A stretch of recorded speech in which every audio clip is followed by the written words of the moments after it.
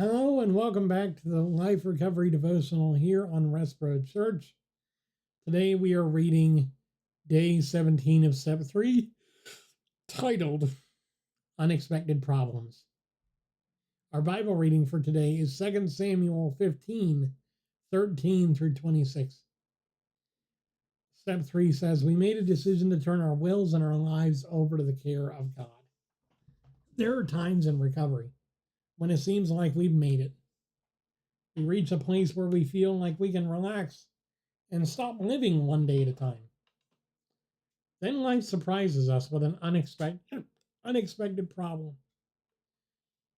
King David, oh, this will be good, had reached the pinnacle of success. He had conquered giants, won many battles, captured the hearts of his people, and overcome enemies on every side. While he was in this comfortable position, life surprised him with a rebellion led by his own son. Here's what happened. A messenger soon arrived in Jerusalem to tell David, all Israel has joined Absalom in a conspiracy against you. Then we must flee at once, or it will be too late. David urged his men, hurry. If we get out of the city before Absalom arrives, both we and the city of Jerusalem will be spared from disaster. If the Lord sees fit, David said, he will bring me back to see the ark and the tabernacle again. But if he is through with me, then let him do what seems best to him. King David wisely accepted what was happening and responded to reality, not to what he wished were true. It seems that David had gotten out of the habit of relying on God day by day, but he quickly placed his life back in God's hands. God did protect him and returned him to the throne. When life hits us with unexpected threats, we too can let that be a reminder to turn our lives back over to God.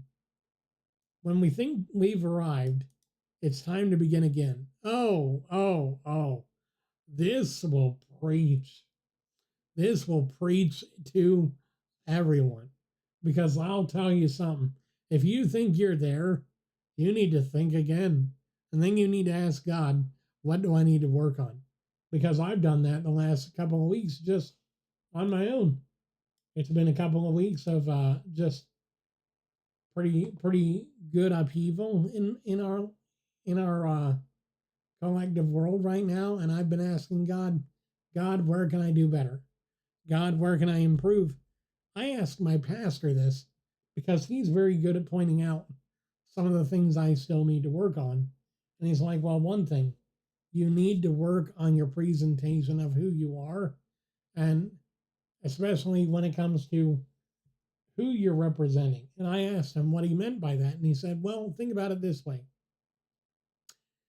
There are people that look at me wearing jeans and a sweater vest on a Sunday morning up on the pulpit and think that it's the worst thing ever. Now, do I let that get to me? No.